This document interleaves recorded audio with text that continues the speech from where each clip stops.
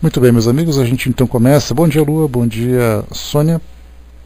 A gente começa aqui o nosso estudo dando continuidade no trecho final aqui do nosso livro dos médiuns, na primeira parte, noções preliminares. Nós estamos no capítulo 2, o maravilhoso e o sobrenatural, e vamos continuar a partir do item 15, que é aqui o nosso, acredito, né, que seja a nossa parte final da nossa instrução. Hoje nós temos informações bem interessantes que Kardec aborda, e a gente vai tentar fazer um aprofundamento aqui para o nosso esclarecimento, que vai ser bem interessante, né? Vamos lá então.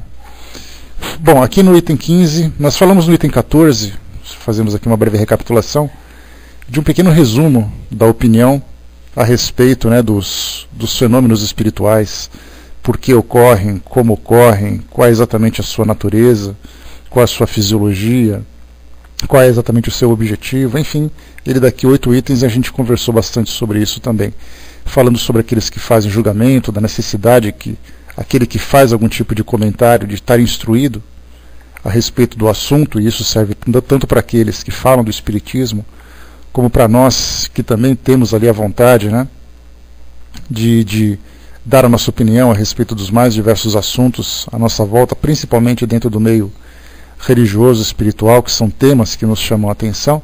Então é importante sempre instruirmos, né, nós nos instruímos, aprendemos cada vez mais sobre tudo aquilo que diz respeito a esse assunto que nós gostamos tanto.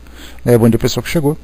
No item 15, então, Kardec fala um pouquinho sobre o milagre, né, porque também faz parte desse grupo daquilo que é maravilhoso, daquilo que é sobrenatural, daquilo que é espetacular, aquilo que impressiona a nossa mente, os nossos sentidos. E ele começa então dizendo o seguinte: referimos-nos há pouco à palavra milagre. Uma breve observação sobre o assunto não estará deslocada num capítulo sobre o maravilhoso. Na sua acepção primitiva, e por sua etimologia, a palavra milagre significa coisa extraordinária, coisa admirável de ver. Mas essa palavra, como tantas outras, desviou-se do sentido original e hoje se diz, segundo a Academia, de um ato da potência divina contrária às leis comuns da natureza. Esse é, com efeito, a sua acepção usual, e só por comparação ou metáfora se aplica às coisas vulgares que nos surpreendem e cuja causa desconhecemos. Aqui uma breve definição do que vem a ser um milagre, coloca para nós o seguinte, complementando aquilo que Kardec trouxe. Um milagre, ou miraculo, do latim miraculum, do verbo mirare, maravilhar-se, é um fato dito extraordinário que não possui uma explicação científica. Para os crentes, sua realização é atribuída à onipotência divina. É considerado como um ato de intervenção de Deus ou de deuses no curso natural dos acontecimentos. No meio cristão, o milagre tem um papel central e é considerado a prova da origem divina de qualquer uma das verdades da fé. Tem como finalidade conduzir os seres humanos a Deus de modo extraordinário. Na maior parte das religiões cristãs, não é pedido que se acredite em nenhum outro milagre que não sejam os narrados na Escritura Sagrada. Esses são considerados como fazendo parte da revelação pública divina. Os demais são considerados como fazendo parte da revelação privada ou particular, e não há obrigatoriedade de se acreditar neles. Um detalhe interessante que tem dos milagres com os fenômenos espíritas, não na sua essência, porque a gente sabe que é tudo a mesma coisa que a gente vai estudar hoje, mas na forma como nós vemos do nosso ponto de vista, né, para aqueles que são das religiões tradicionais. O milagre é uma intervenção direta de Deus, quebrando as suas leis, derrogando aquilo que já foi elaborado para reger o nosso mundo. E para o nosso lado, nós observamos como fenômeno espírita, com a intervenção dos espíritos, naturalmente através de uma determinação divina, com a permissão de Deus, envolvendo fluidos, envolvendo magnetismo. Então temos ali alguns instrumentos que eles utilizam. Então na essência é a mesma coisa, mas de fora nós vemos de modo diferente. Se para os cristãos das religiões tradicionais o milagre tem o objetivo de despertar a atenção do ser humano, do homem, para Deus, Para o mundo espiritual não é diferente, porque os fenômenos têm exatamente o objetivo de despertar a nossa atenção. Assim aconteceu no início da elaboração da doutrina espírita, quando os espíritos começavam a intervir no modo através das manifestações físicas para dizer, olha, nós estamos aqui, existe alguma coisa além daquilo que vocês não podem ver. Para os cristãos tradicionais, temos ali então a mesma ideia, né, que os milagres acontecem para dizer, olha, eu estou aqui, mas é então tendo uma intervenção direta de Deus nessa sua visão. Mas Kardec então ele tem esse objetivo de fazer um estudo a respeito desse assunto, dizendo o seguinte para nós então: não temos absolutamente a intenção de examinar se Deus poderia julgar útil, em certas circunstâncias, derrogar as leis por Ele mesmo estabelecida. O que significa derrogar as suas leis? Quando a gente fala, já estudamos sobre leis naturais, lei da evolução, a lei da biologia, a lei da física, a lei da ciência de um modo geral. Quando nós pegamos o milagre do modo como ele é vulgarmente entendido, né, quando se fala vulgarmente, falamos do vulgo, falamos do modo popular. Então, como ele é popularmente conhecido, significa que se eu não posso quebrar as leis da natureza, por exemplo, para voar, e através de uma intervenção divina eu passo a voar, significa que eu quebrei aquela lei da gravidade. Simplesmente disse assim, olha, a partir de agora então eu não vou mais deixar que essa lei haja sobre aquele corpo e vou fazer isso. E normalmente os milagres estão muito relacionados com curas. A gente vê muito isso, basta a gente fazer uma peregrinação através dos santuários espalhados pelo mundo, naturalmente dentro do meio católico principalmente, que é digamos assim, a maior religião do mundo ocidental. Então nós vamos nos santuários e a gente pergunta por que as pessoas vão até esses santuários, quais exatamente os pedidos que elas fazem. Grande parte está relacionado com curas. Mas temos ali, né, os milagres das conquistas pessoais, das conquistas profissionais, né, e vários outros tipos de solicitações.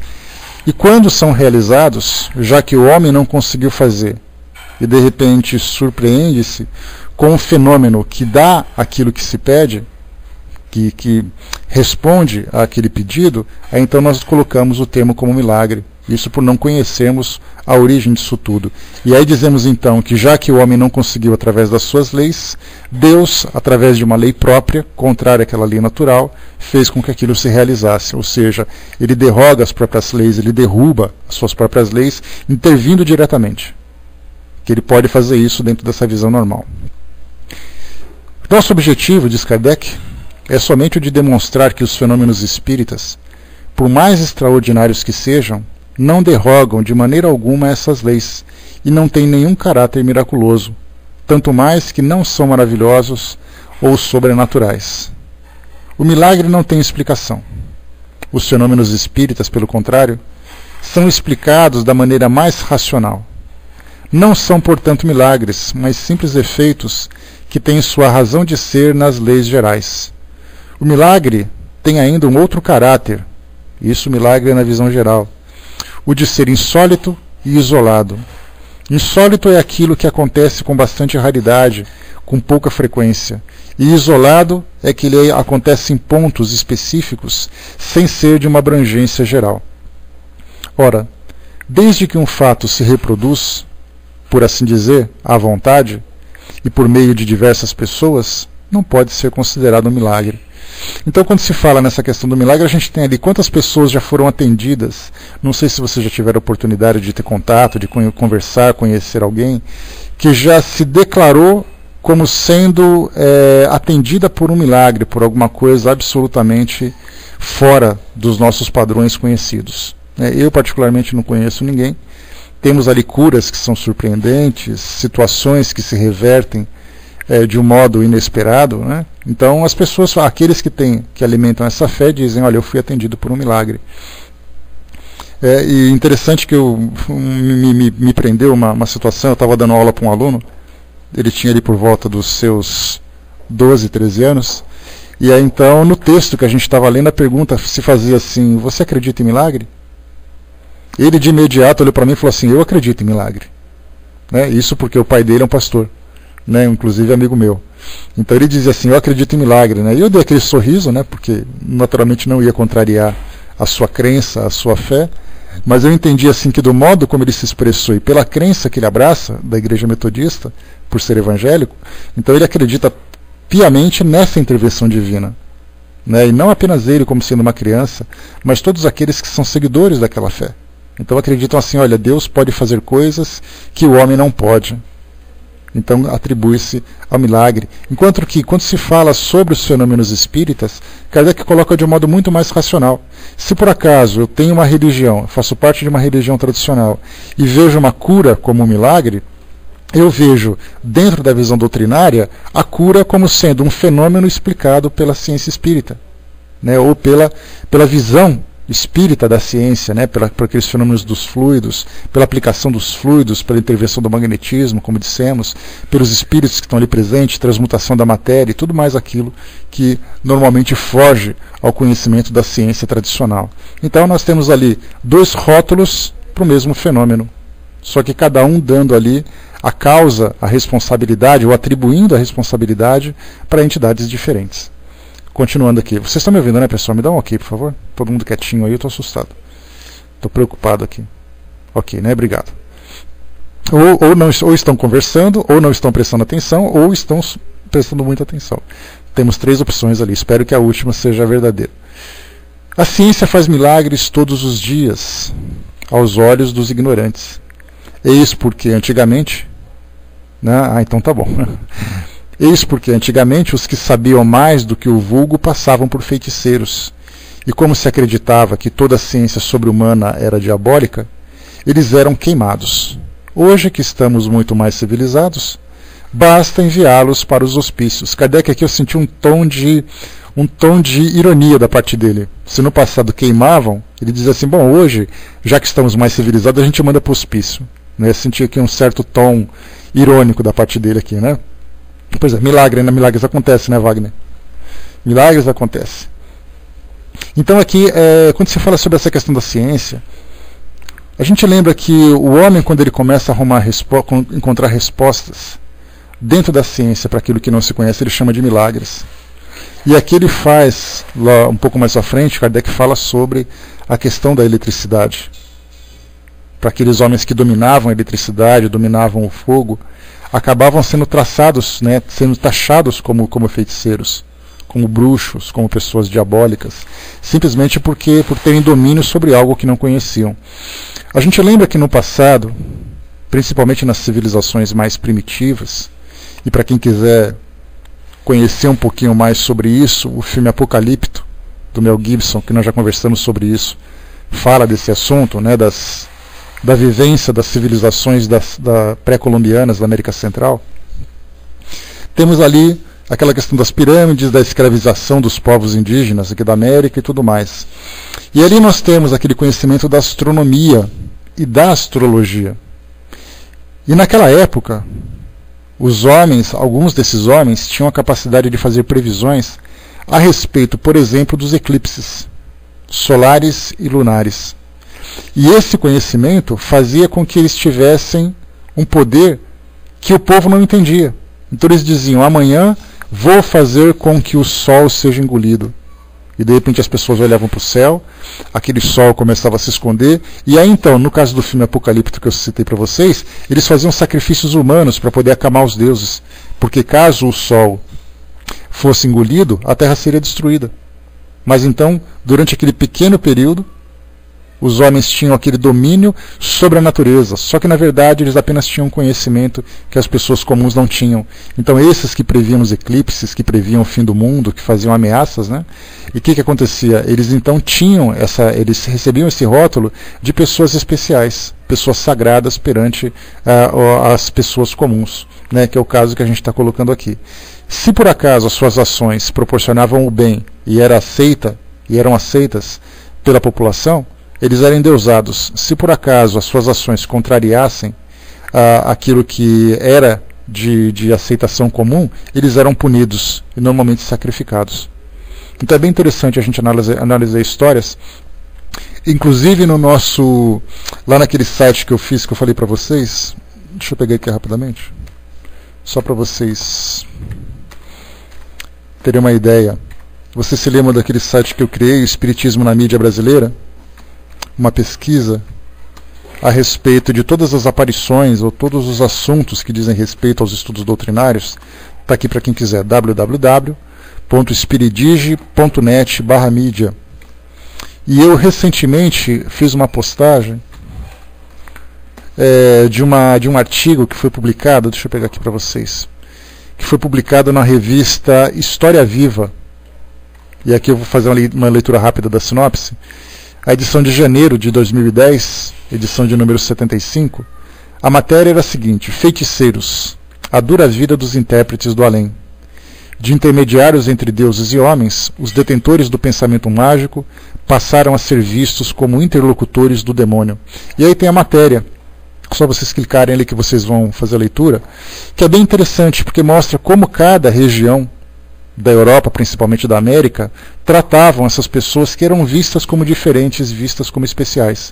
E aí, então, a Inquisição que foi instituída, as punições, as queimadas, os enforcamentos, as decapitações de pessoas que simplesmente eram dotadas de um talento que normalmente as pessoas não tinham. E só para a gente ter uma ideia, a gente lembra que a própria medicina, os médicos do passado, eram vistos como pessoas mágicas. Eram vistos como feiticeiros. Porque eles utilizavam poções, utilizavam conhecimento que as pessoas não tinham, e eles faziam coisas que ninguém fazia. Hoje a ciência, felizmente, evoluiu durante esses poucos milhares de anos que se passaram. Eles começaram então a ser tratados como pessoas comuns, sustentados por um conhecimento científico, sustentados pela ciência natural da química, da física, e aí, então, aplicando isso no organismo humano, eles promovem curas que, se deixar por conta da própria natureza, não vai acontecer. Então o que acontecia no passado? Eles eram vistos como pessoas especiais. As parteiras na Idade Média eram vistas como feiticeiras, porque elas faziam coisas, conseguiam provocar nascimentos que normalmente não acontecia.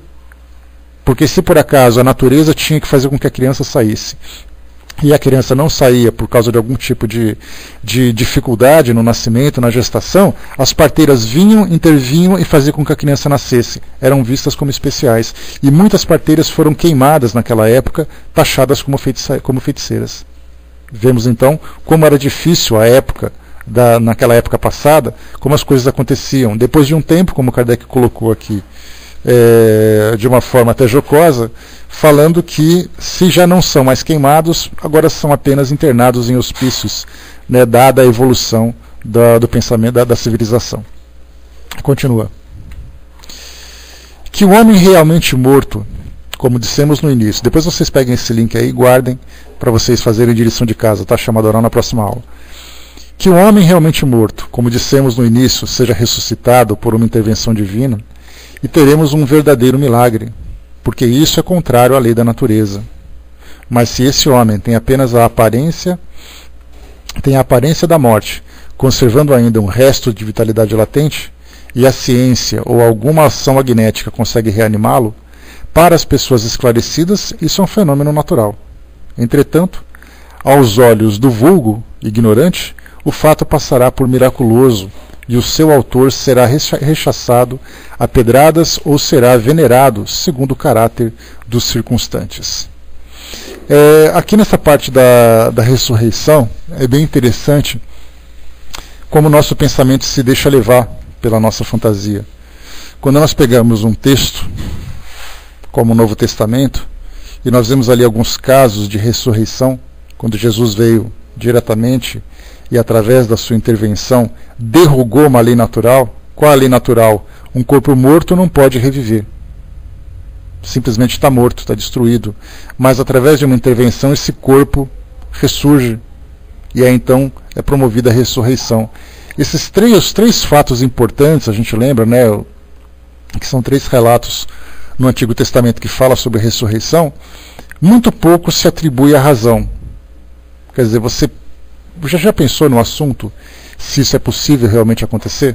Alguém morto levantado do túmulo? Se você pensar, você vai ver, não é possível, porque hoje a gente não vê isso acontecendo.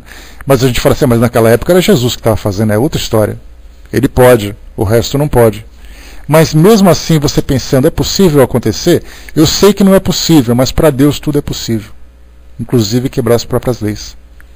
E aí então, quando nós começamos a analisar, através do conhecimento científico, essa questão da da catalepsia, que é um caso bastante frequente, até muito mais do que a gente imagina. Basta a gente pegar os jornais, e recentemente a gente tem pelo menos ali umas 5 citações nesses últimos 2 anos que tratam, e a gente fala, nossa, frequente com 5 citações? Sim, para um fenômeno dessa natureza, 5 citações em 2 anos é algo bastante frequente. De crianças que de repente começaram a chorar na mesa de mármore do necrotério, alguém que estava no seu velório e de repente levantou, começou a respirar e começou a passar mal, alguém que estava não sei aonde. Então a gente vê muitos relatos nos jornais, basta vocês pesquisarem. Pessoas que estavam mortas e de repente reviveram. E na verdade é um fenômeno que hoje a ciência estuda, embora não se saiba qual é a causa, entende-se que isso acontece com frequência, já não surpreende mais. Surpreende naturalmente quem está no velório e vê alguém levantando do caixão. Inclusive teve um relato de uma pessoa que estava no velório, o morto levantou, a pessoa morreu de susto. Então quer dizer, houve uma troca ali de posição. Quem estava vivo morreu, quem estava morto levantou. Então isso, sem dúvida, chama a atenção de quem participa do fenômeno. Mas vemos isso que é tão frequente hoje que simplesmente se torna uma matéria no meio de um jornal. Não é mais aquela coisa estrondosa de uma capa de revista a ponto de ser comentado. Um assunto desse ser comentado no púlpito de igrejas. Simplesmente assim, olha, uma pessoa reviveu no México. Alguém levantou não sei da onde. Aí as pessoas leem, que interessante, e passam. Já não chamam mais atenção. Agora, quando você fala que Jesus fez a mesma coisa, aí pronto, aí ele fez. Aí ele quebrou a lei natural. Agora o resto não. O resto é coisa comum. Então vemos ali que quando começamos a analisar a essência de cada um dos fenômenos, percebemos que ele acontece com a mesma frequência em todos os lugares. Basta apenas que a gente aplique o conhecimento adquirido, o conhecimento da ciência, ou de uma ciência que está em desenvolvimento, para poder entender o fenômeno. Kardec faz aqui uma outra citação também. Que um físico solte um papagaio elétrico no meio rural, papagaio, pipa, seja lá o nome que vocês queiram dar, fazendo cair um raio sobre uma árvore, e esse novo Prometeu será certamente encarado como detentor de um poder diabólico. Aliás, diga-se de passagem, Prometeu nos parece sobretudo o antecessor de Franklin, mas Josué, fazendo parar o Sol, ou antes a Terra, nos daria um verdadeiro milagre, pois não conhecemos nenhum magnetizador dotado de tanto poder para operar esse prodígio. Aqui a gente tem então, só um instantinho aqui para a gente fazer pegar aqui rapidinho. A gente lembra aqui rapidamente, que Prometeu era uma personagem da mitologia grega, um titã, e como sendo titã a gente lembra que tínhamos os deuses, e os titãs e os mortais. Nesse caso, quando a gente fala sobre Titã, ele é ali quase como se fosse um semideus. E ali então, dos fenômenos que ele acabou provocando, ele foi um grande defensor da humanidade e tinha ali uma inteligência muito astuta. Ele foi responsável por roubar o fogo de Zeus e dar aos mortais. Zeus então teria punido por esse crime, deixando amarrado numa rocha por toda a eternidade, enquanto uma grande águia comia todo o seu fígado. E aí então, no caso ali, para que dos feitos de Prometeu, o que ele teria feito nessa situação toda, é exatamente essa questão de se tornar alguém especial, alguém capaz de grandes realizações, principalmente por ter ali a origem divina, diferentemente das pessoas comuns. Mas aqui o que Kardec fala para nós, ele tem uma citação interessante quando ele fala de Josué. Não sei se vocês se lembram dessa passagem, lá no capítulo 10, Josué é um livro do Antigo Testamento, no capítulo 10, no versículo 13, nós temos ali uma história que é contada de um conflito entre dois povos, aquele povo que era protegido por Deus, o eleito de Deus, da origem hebraica, enquanto que os outros eram ali os seus inimigos. E aí então a gente tem o seguinte, só para a gente pegar aqui um trechinho do item 6 aqui. Enviaram, pois, os homens de Gibeon a Josué ao arraial de Gigal, dizendo: não retireis as tuas mãos de teus servos, sobe apressadamente a vós, e livra-nos e ajuda-nos, porquanto todos os reis aos amoreus que habitam a montanha se juntaram contra nós. Então subiu Josué de Gigal, ele e toda a gente de guerra com ele e todos os homens valorosos. E o Senhor disse a Josué: não os tema, porque os tenho dado na tua mão, nenhum deles te poderá resistir. E Josué lhe sobreveio de repente, porque toda a noite veio subindo desde Gigal.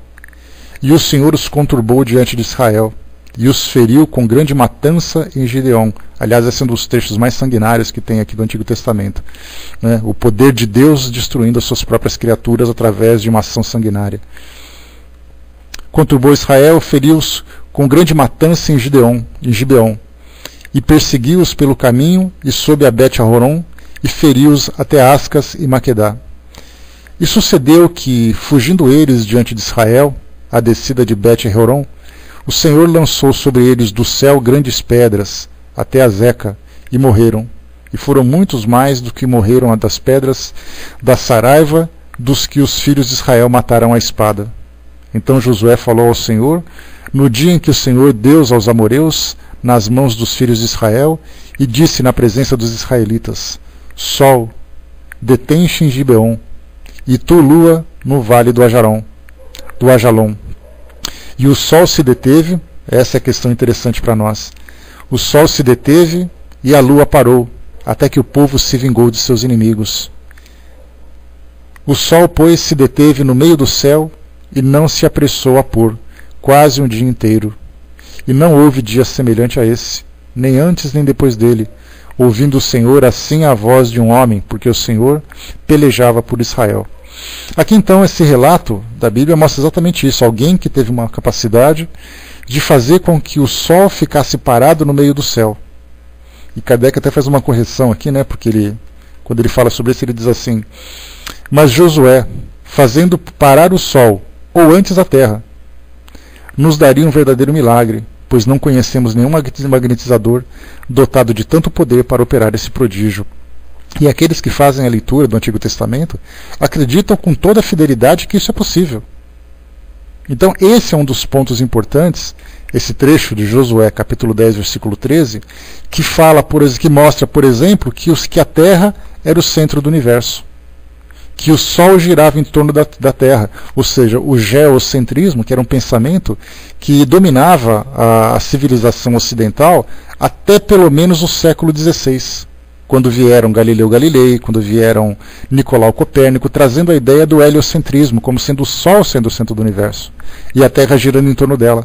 Mas aí quando eles disseram que não é a Terra que é o centro, mas é o Sol, a Igreja acabou depois punindo esses homens, ou ameaçando de morte e tudo mais, dizendo que o que eles estavam falando era uma blasfêmia. Porque aqui no Antigo Testamento dizia que o Sol girava em torno da Terra, e não a Terra girava em torno do Sol. Por causa dessa passagem, e por causa do rigor com que faziam a leitura desses trechos e aceitavam essas palavras como sendo verdade, homens morreram só pelo fato de insinuar que não era assim que a coisa acontecia. Mas independente disso, só o fato de você imaginar que você tem o poder de fazer o Sol parar de girar, porque Deus te concedeu essa graça, esse poder, para poder manter o dia claro, para você assassinar os seus inimigos, acreditam nisso com toda a fidelidade. Esse assunto não é discutido na sua razão. Passa simplesmente pelo maravilhoso, que isso é possível acontecer. Mas Kardec questiona. E questiona com propriedade, porque mostra para nós, primeiro, porque a informação é equivocada. Segundo, porque não é possível isso acontecer.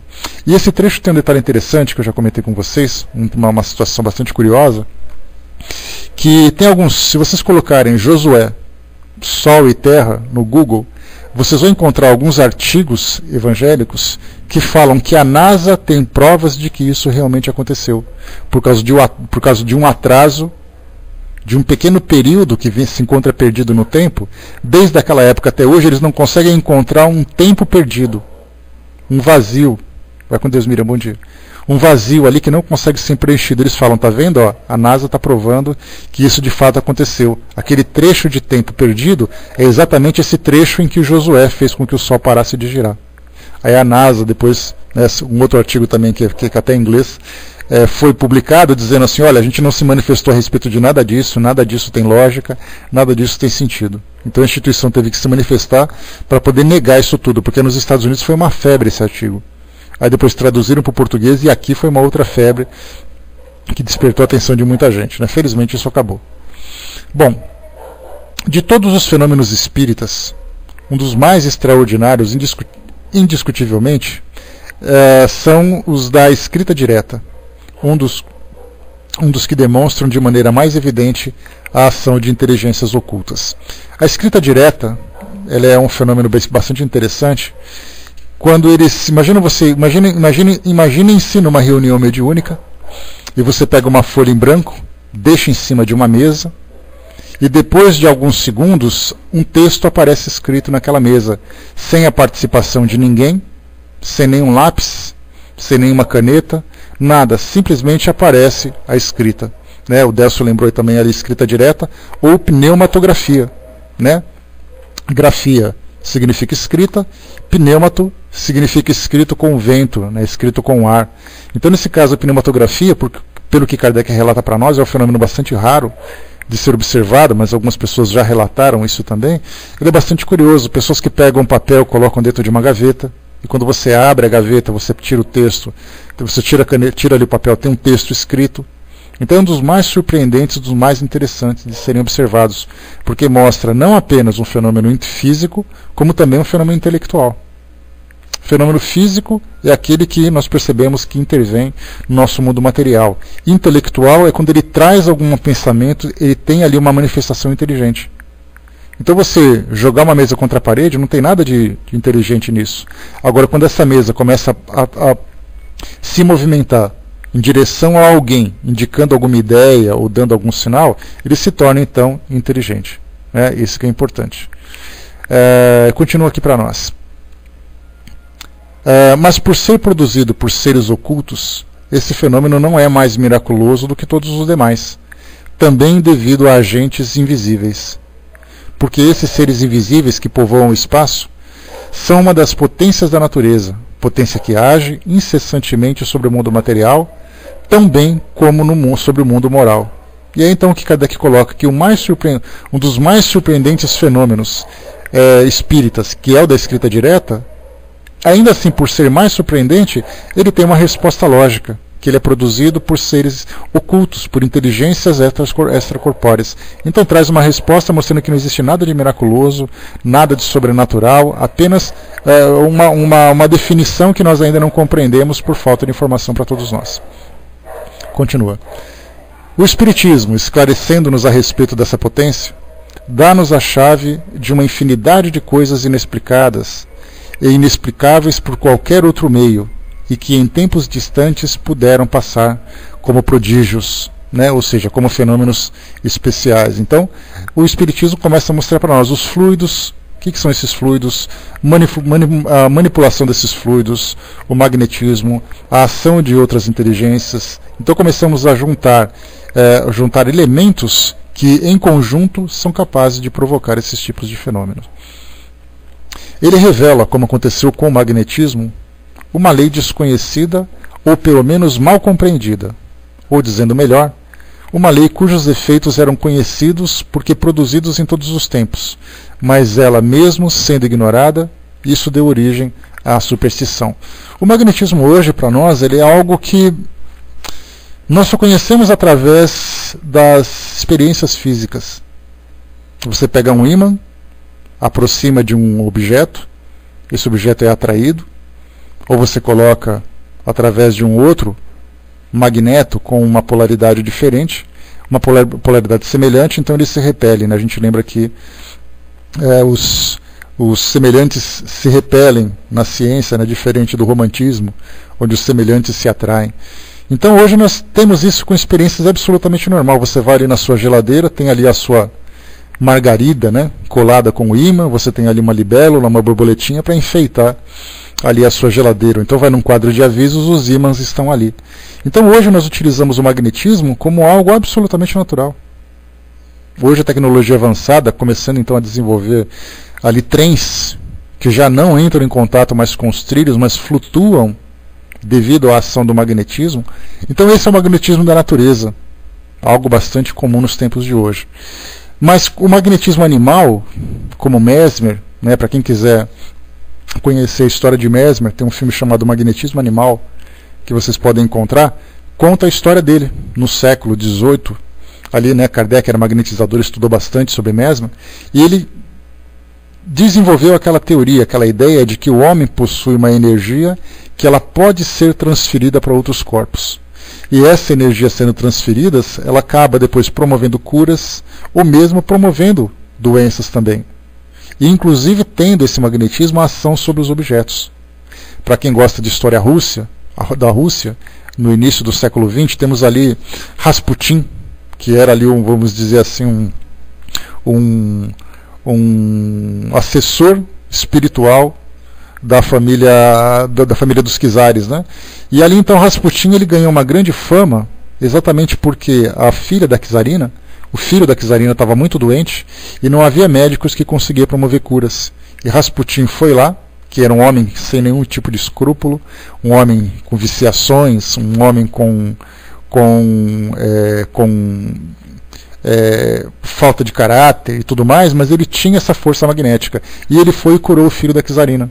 E essa cura deu para ele um lugar especial dentro ali do palácio. Né? Então, para quem quiser, né? Sedutor, inclusive, né, Hermes, tem ali interessante que ele era sedutor, né, um homem que tinha ali práticas sexuais constantes na sua história, e inclusive no museu que existe lá na Rússia, segundo dizem, tem ali o pênis dele conservado, né, no formol.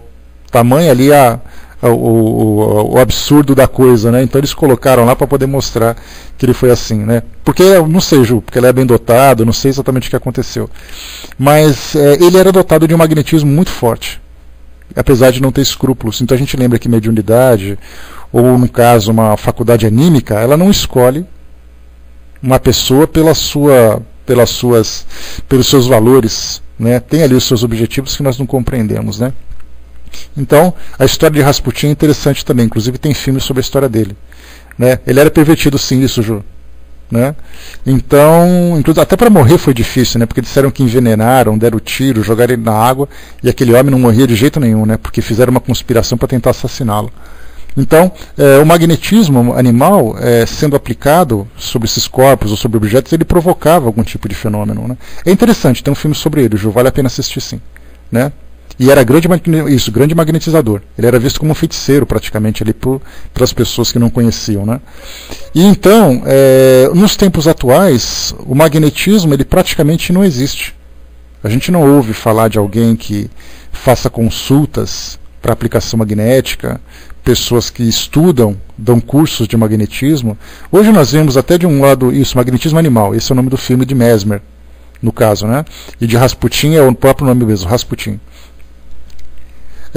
Então hoje nós não vemos pessoas que estudam magnetismo, mas hoje isso se tornou de certa forma algo esotérico, algo místico, algo religioso, tendo diversos nomes, como por exemplo o reiki, o passe, a imposição de mão, que mais que a gente pode chamar, o jorei. Então cada religião tem um nome diferente para o mesmo objetivo, que é a transmissão, né, a transferência desses fluidos, né? Então modificou-se, mas no passado, na época de Kardec, o magnetismo era estudado por cientistas. Eles aplicavam isso nos seus consultórios. Hoje a gente já não ouve mais falar. Mas mesmo assim, Kardec já coloca isso com bastante facilidade, repetindo, ele revela, como aconteceu com o magnetismo, uma lei desconhecida ou pelo menos mal compreendida. Ou dizendo melhor, uma lei cujos efeitos eram conhecidos, porque produzidos em todos os tempos, mas ela mesmo sendo ignorada.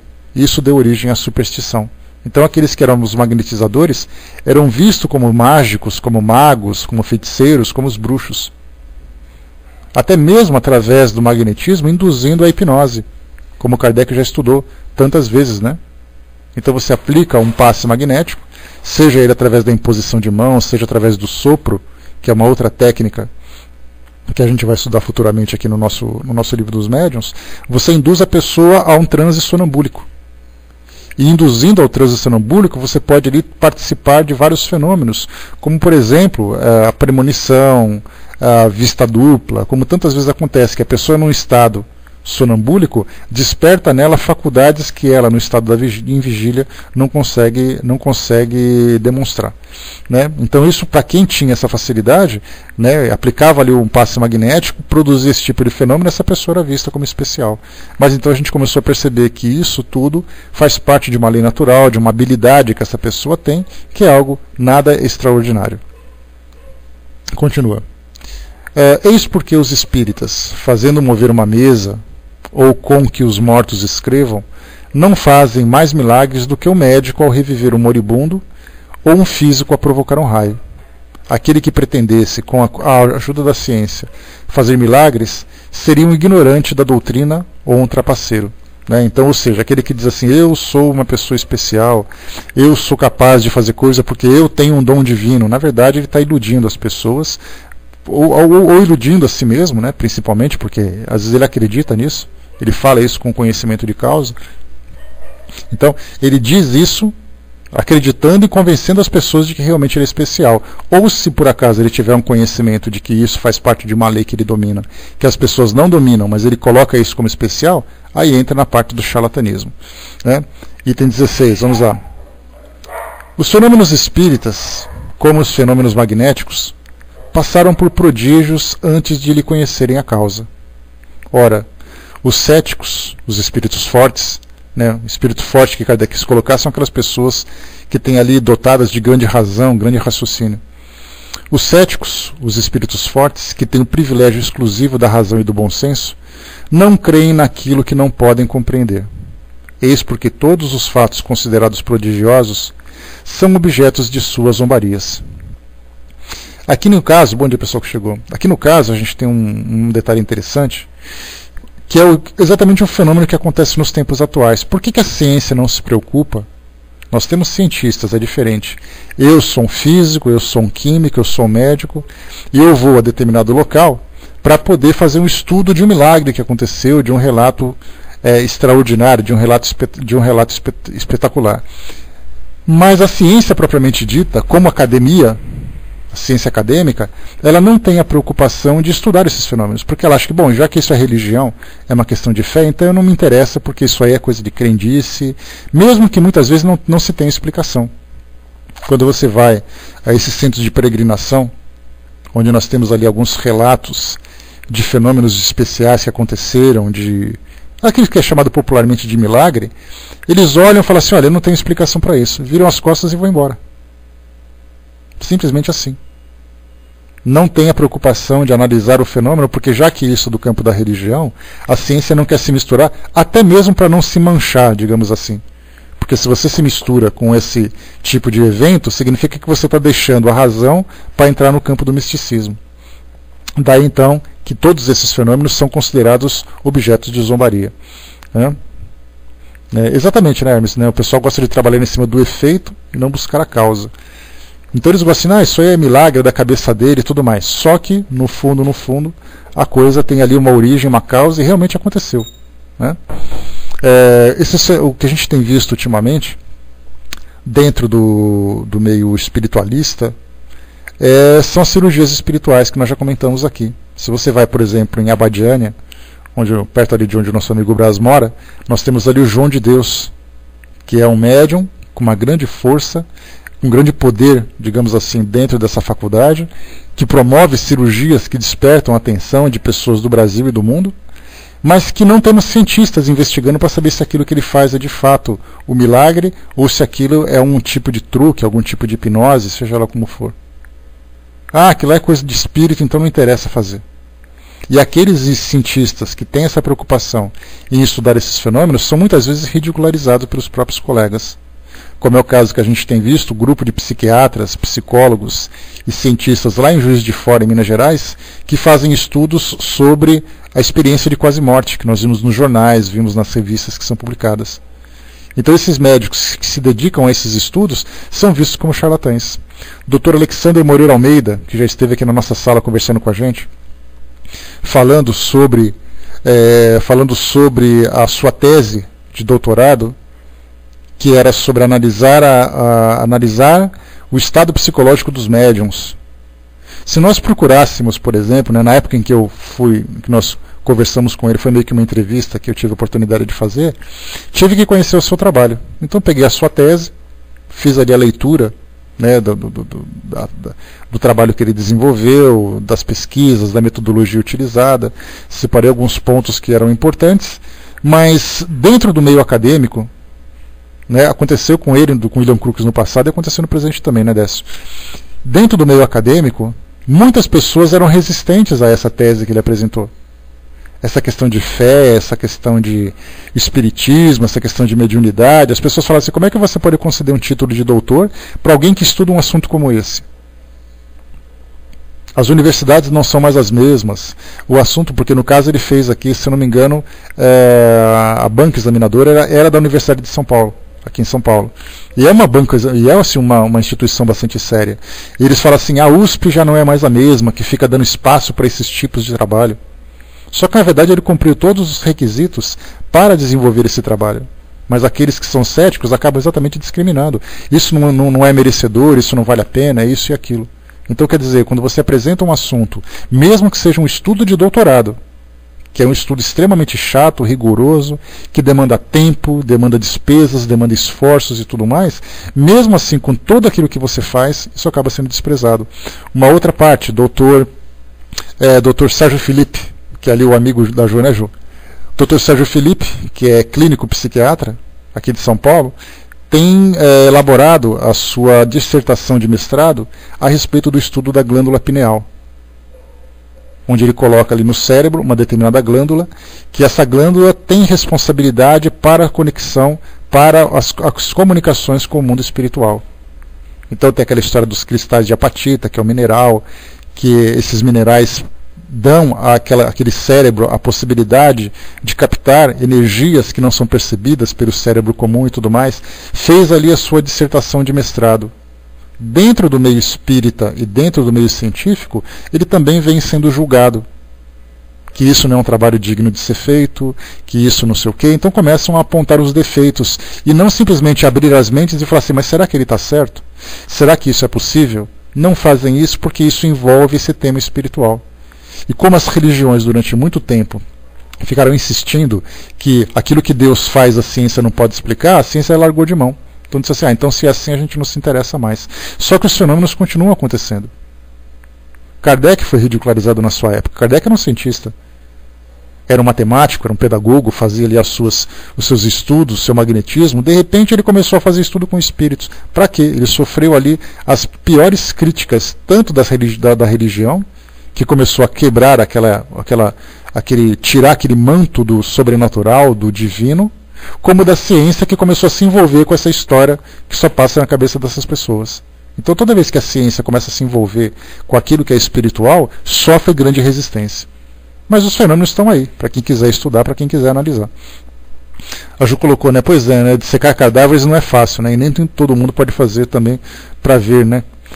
Se começa abrindo cabeças. Pois exatamente, tem que primeiro expandir a mente, se dar a liberdade de estudar, para depois chegar. Mas o orgulho do homem é um obstáculo bastante sólido, né, Ju? Vamos em frente. Então aqui, o Espiritismo vem explicando a maioria desses fatos, justifica a sua existência. Vem, portanto, em auxílio da religião, ao demonstrar a possibilidade de alguns fatos que, por não serem miraculosos, não são menos extraordinários. E Deus não é maior nem menos poderoso por não haver derrogado as suas leis. Ou seja, Kardec coloca assim o seguinte, que tudo isso pode ser explicado. E nem por isso Deus deixa de ser quem é. Porque dá a impressão que Deus só se torna poderoso quando ele faz aquilo que a ciência natural não pode explicar.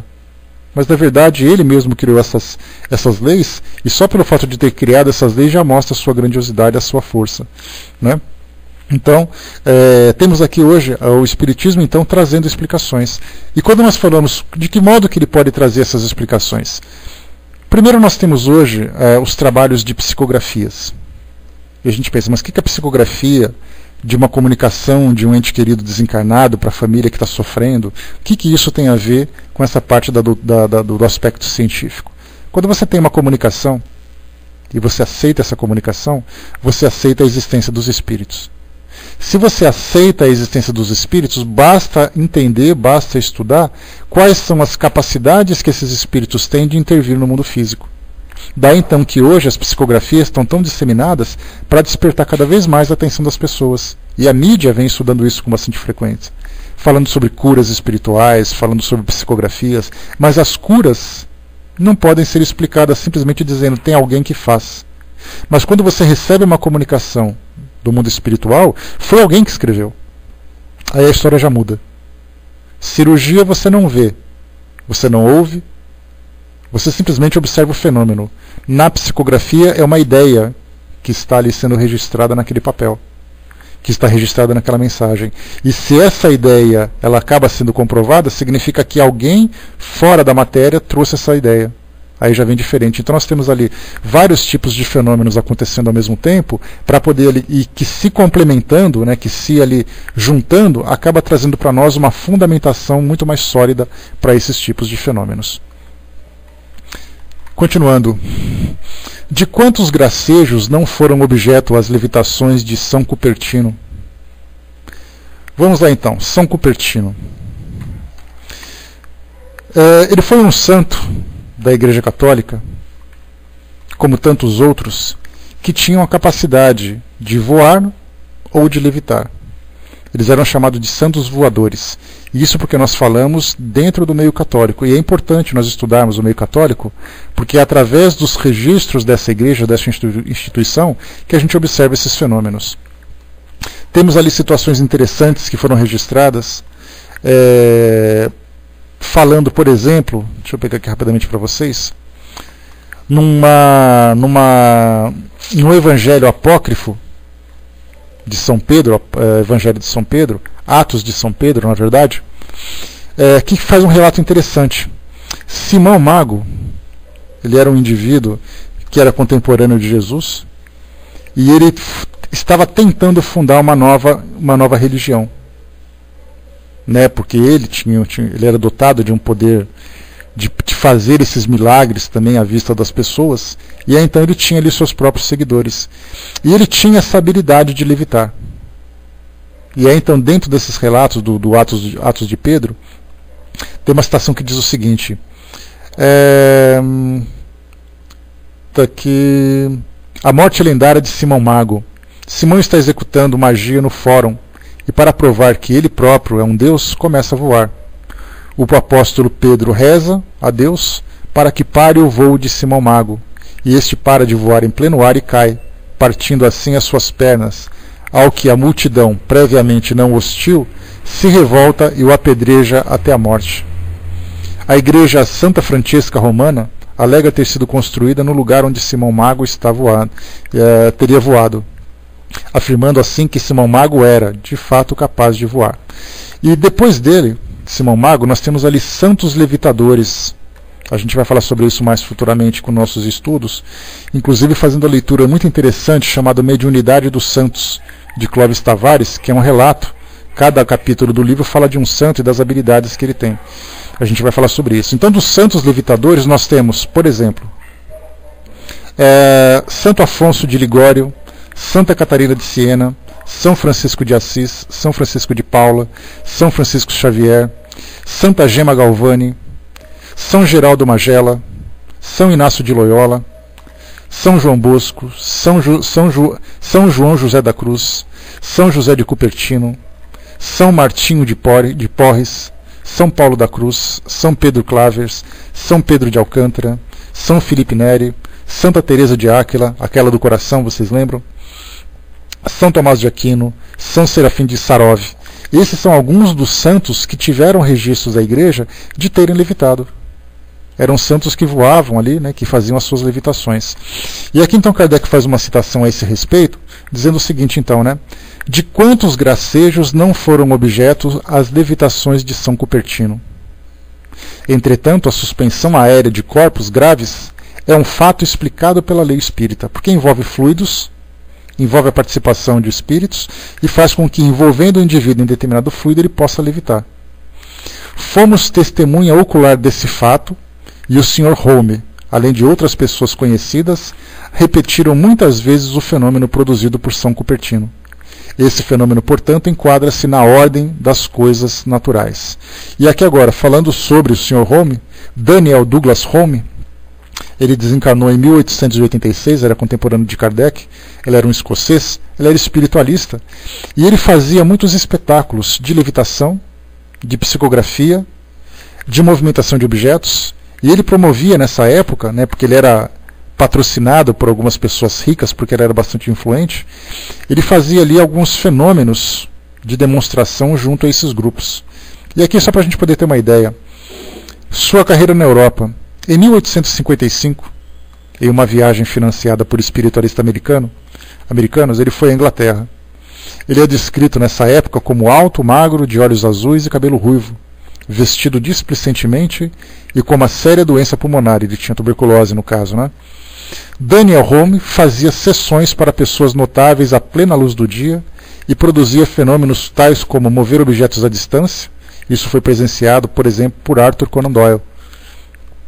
Conan Doyle foi aquele que escreveu, né, o Sherlock Holmes, é o criador do personagem Sherlock Holmes, e ele era um cientista. Embora fosse escritor, ele também era um cientista. E ele presenciou muitos dos fenômenos dessa natureza. Alguns dos primeiros convidados às suas sessões incluíam o cientista David Brewster, o romantista Edward Bulwer Lytton e Anthony Trollope, o socialista Robert Owen e o swedenborgiano James John Garth Wilson. Isso também relato de Arthur Conan Doyle. Daniel Home parecia ter o talento de converter os mais céticos, mas Robert Browning, o poeta, provou ser mais obstinado. Browning compareceu a uma sessão e a seguir manifestou a sua impressão no poema não elogioso Lama o Médium, de 1864. Sua fama cresceu, impulsionada principalmente pelos seus extraordinários feitos de levitação.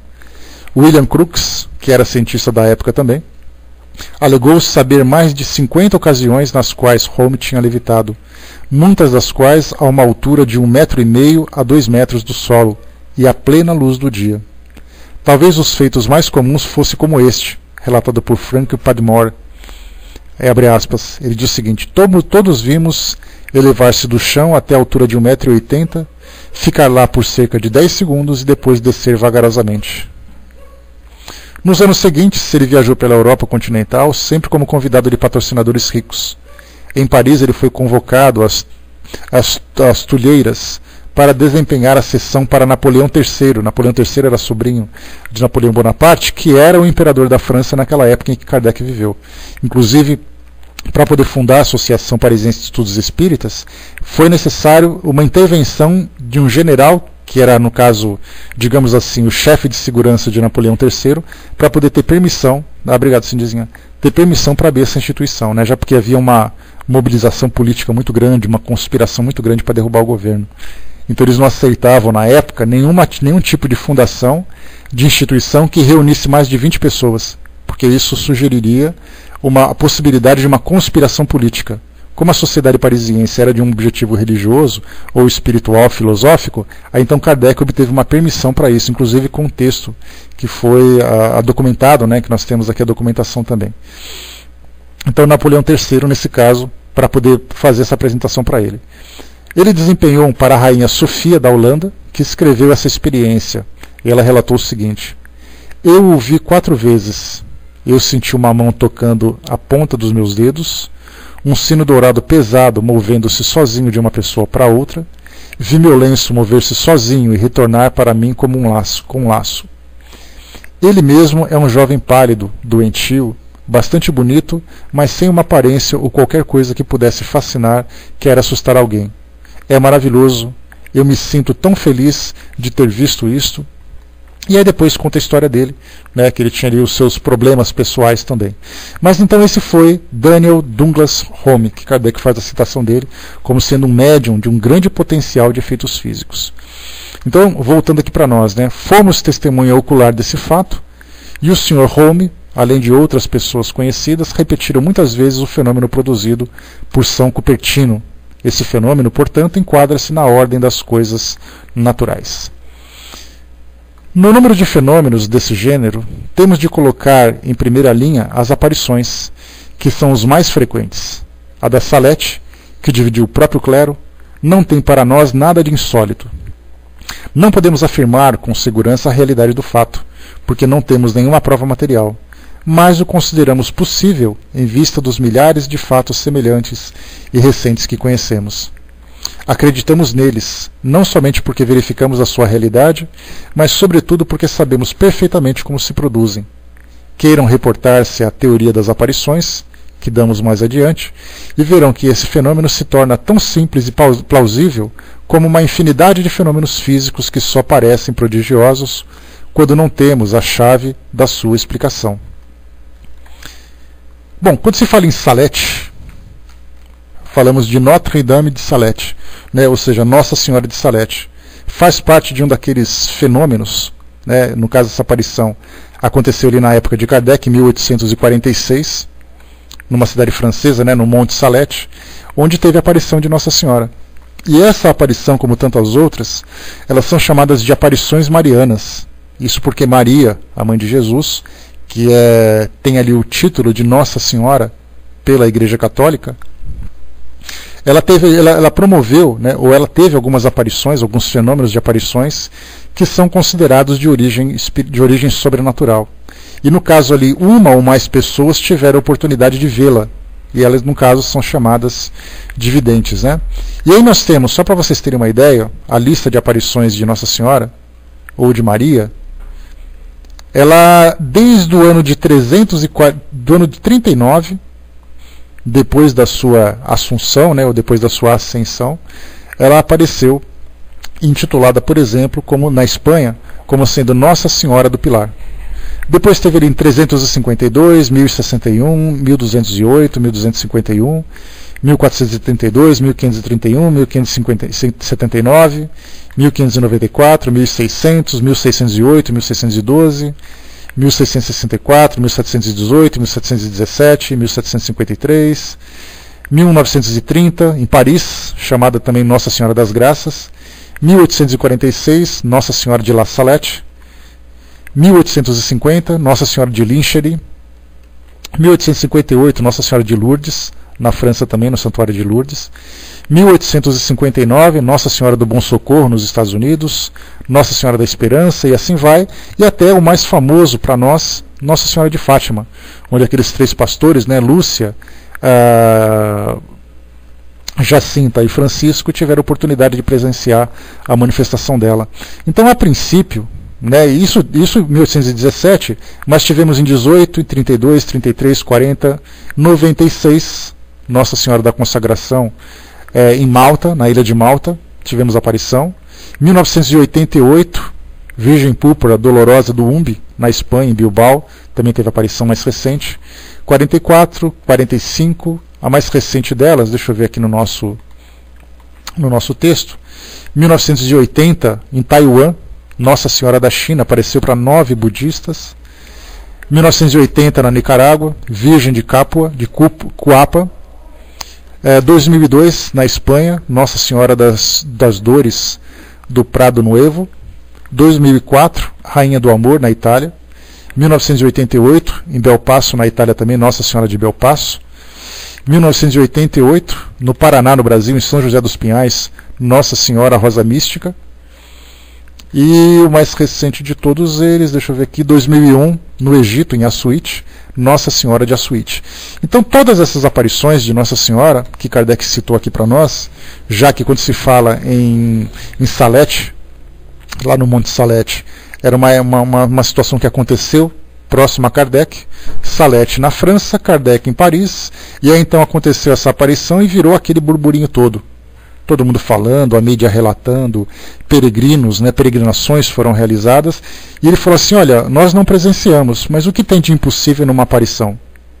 Porque outros fatos já foram registrados, não apenas de Nossa Senhora, mas vários outros, tanto que nós temos na atualidade Peixotinho é um médium nascido, se não me engano, em Minas Gerais, indo para o Rio de Janeiro, e ele então era um médium de efeitos físicos, e ele, através da doação de ectoplasma, um fluido específico para a manifestação dos espíritos, promovia, através dessas aparições, a manifestação dessas entidades, que foi inclusive fotografada. Se vocês tiverem a oportunidade de pesquisar um livro chamado deixa eu lembrar aqui agora, Trabalho dos Mortos, né? Se você procurar o Trabalho dos Mortos, nós teremos ali vários fenômenos de materialização de espíritos, de manifestações que foram registradas. Mas a ciência, quando ela olha, fala assim, essa foto foi manipulada, isso tudo não é real e coisa e tal. Então Kardec coloca como absolutamente natural. Continua para nós aqui. Deixa eu ver aqui. Quanto à personagem que se apresentou na Salete, é outra questão. Por isso que é importante, pessoal, quando a gente faz um estudo, como por exemplo esse texto que nós estamos lendo agora, é importante que a gente expanda um pouco mais as nossas pesquisas. Tanto no livro dos médiuns, como no livro dos espíritos, como no livro que é o Espiritismo, nós temos muitos relatos de fenômenos que aconteciam na época de Kardec que nós não acompanhamos. Então, se fala em Nossa Senhora de Salete, uma aparição, a maioria das pessoas não conhece. Mas quando a gente fala em Nossa Senhora de Fátima, todo mundo já conhece. Então, quando a gente começa a pesquisar, a gente percebe que a coisa não aconteceu só naquele momento, naquele local, mas são fenômenos que aconteceram em várias partes do mundo, em várias épocas. Daí, então, quando vocês tiverem a oportunidade de fazer uma leitura de um texto e tiver um nome que vocês não conhecem, parem a leitura, pesquisem esse nome para saber do que está falando. Porque, do contrário, vai ser uma citação que ele fala simplesmente despercebido. Aqui nós tivemos aqui em cima, deixa eu voltar um pouquinho, São Cupertino. Se nós não pesquisássemos, não saberíamos quem ele foi, das levitações que ele promoveu e também de outras pessoas que realizaram. Salete, Nossa Senhora de Salete, e tivemos aqui também o Sr. Home, 3 nomes que foram responsáveis por fenômenos de grande proporção na sua época, que são objetos, fenômenos que são objetos de estudos da doutrina, que se nós não pararmos e fizermos uma pesquisa, passam simplesmente despercebidos. E a gente perde uma grande oportunidade de enriquecer cada vez mais o nosso conhecimento. Então vamos lá continuar para a gente poder fechar aqui esse assunto. Quanto à personagem que se apresentou na Salete, é outra questão. Sua identidade não nos foi absolutamente demonstrada. Aceitamos apenas que uma aparição possa ter ocorrido. O resto não é de nossa competência. Cada qual pode guardar a esse respeito as suas convicções. Kardec é bastante neutro. Você tem aquele bando de católico que aceita que Nossa Senhora apareceu em Salete, que ela deixou uma mensagem, e ela deu uma mensagem, se vocês pesquisarem vocês vão ver que orientação que ela deu, inclusive a fundação de uma ordem enorme na França, envolvendo padres, envolvendo freiras, e fala também sobre o estímulo da fé para aqueles que eram seguidores daquela religião. Então, se foi aquele monte de gente lá para poder estudar, isso é uma coisa deles, é uma questão de fé. Mas o fenômeno propriamente dito deve ser estudado com toda a serenidade, como Kardec fez aqui. Então, tanto que ele coloca, isso não é de nossa competência. Cada qual pode guardar a esse respeito suas convicções. O Espiritismo não tem de se ocupar disso.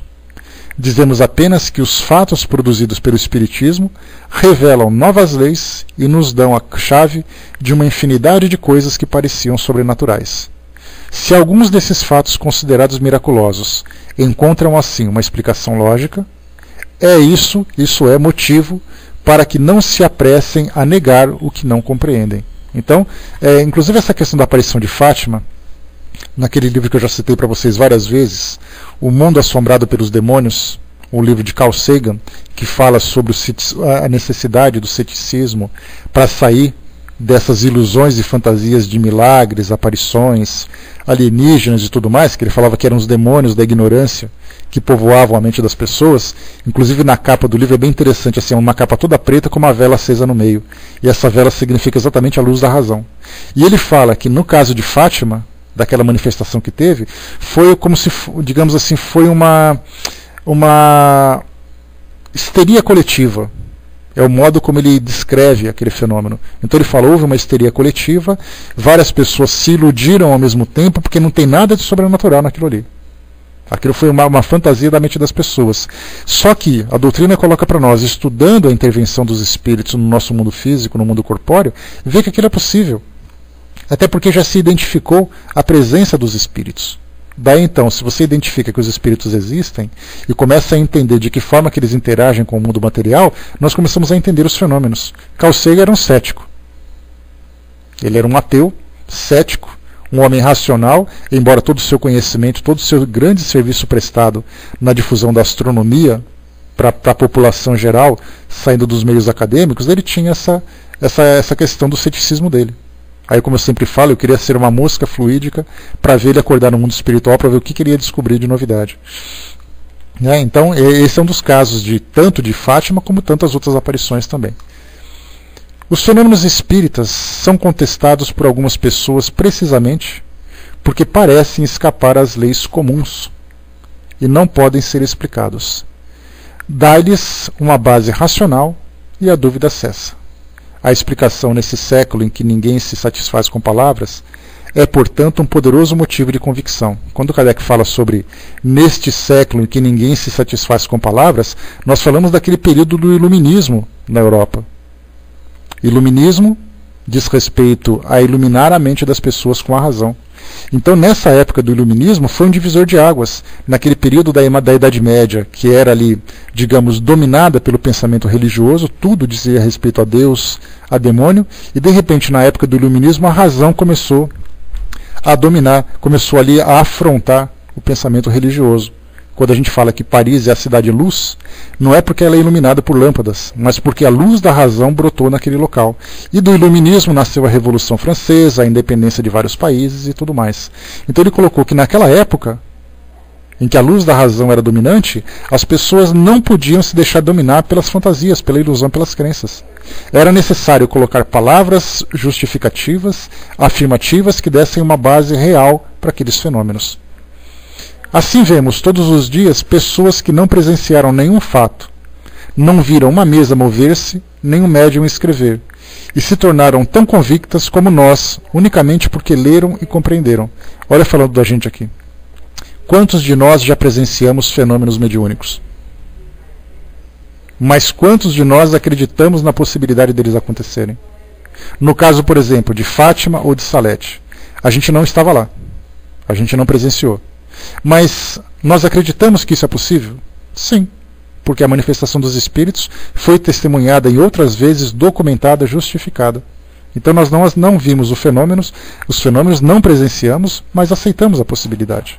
Daí então a doutrina espírita está difundida cada vez mais por pessoas que não são médiuns, que não participam desses eventos, mas estão ali, acreditando na intervenção dos espíritos, na vida depois da morte, na reencarnação e tudo mais, embora não presenciem nenhum fenômeno que seja ostensivo.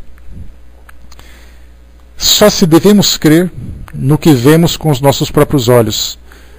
Se só devêssemos crer no que vemos com os nossos próprios olhos, nossas convicções seriam reduzidas a bem pouca coisa.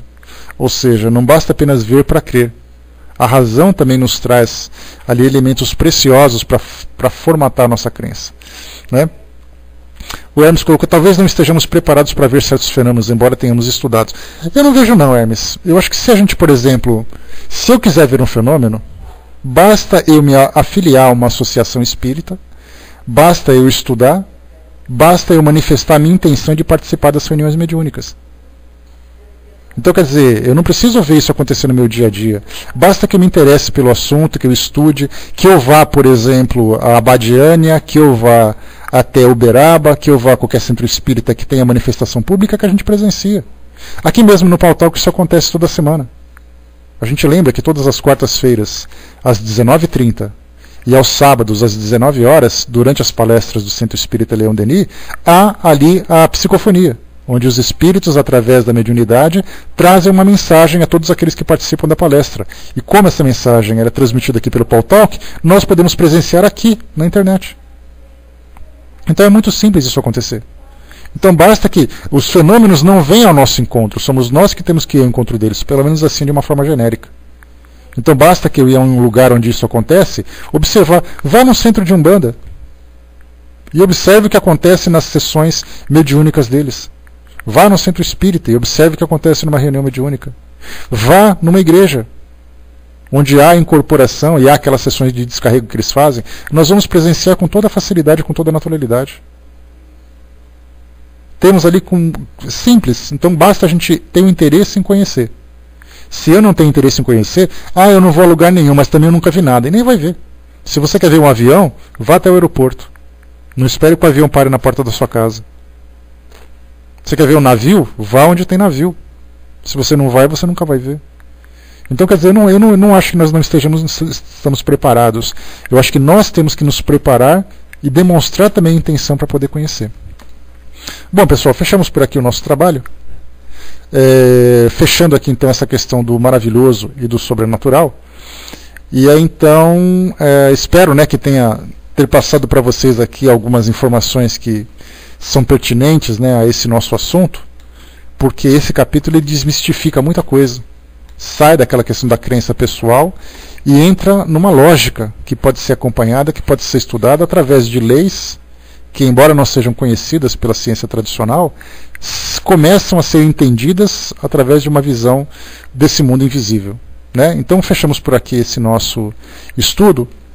Depois façam a releitura desse nosso texto, peguem ali aqueles temas que vocês tem curiosidade em conhecer, façam uma pesquisa para poder aprofundar um pouquinho mais. E como eu coloquei para vocês, não esqueçam de entrar nesse nosso site www.spiridige.net/mídia e acessem ali nas últimas atualizações aquela matéria que eu comentei com vocês sobre a vida daqueles que eram os intermediários do mundo físico, do mundo espiritual, o sofrimento daquela gente toda. Muito bem. Pois é, muita coisa, né, Beth? Muita coisa para a gente poder aprender. Bom, eu vou passar para o nosso amigo Hermes, então, que vai fazer um encerramento para nós. Se você quiser, Hermes, já pode contar o caos aí que você tem para passar para a gente, que já complementa, então, aqui o nosso trabalho. Tá legal? Estou liberando para você. Vamos lá, então.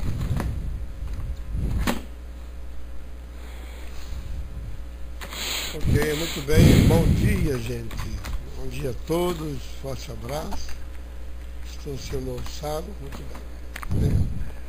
Sobre esses fenômenos, como eu disse aí, nós às vezes, eu disse nós, eu devia ter dito eu, talvez não estivesse bem preparado, um caso rápido. Eu saía da casa espírita onde eu trabalho, de quinta-feira, nos passos, e na porta encontrei um companheiro bem ativo, com mais de 50 anos de espiritismo, estudioso bastante. E ele disse a mim que estava fazendo um trabalho pela madrugada na casa dele. Estava às 2 da manhã, 3. Estava fazendo um trabalho por conta própria. No sentido de caridade. Aí eu, na minha boa intenção, disse, olha, se precisar, ele fazia, assim, junto com, pelo que eu entendi, ele fazia caridade, levar amparo. Lá, como é que ele fazia, eu não entendi bem. E eu, na minha ingenuidade, falei, olha, se precisar de mim, porque uma vez me disseram que quando eu entrei na casa espírita, me disseram, puxa, nós trabalhamos essa noite. Como assim? Nós estávamos num lugar, numa colônia assim, assado. Eu disse, olha, tudo bem, mas eu não me lembro de nada, né? E como esse companheiro falou isso, eu disse, olha, se precisar, durante o sono, na emancipação do espírito, da alma, no caso, use-me e abuse-me, eu estaria à disposição. Mas saí dali, vim para casa, e me esqueci completamente do fato.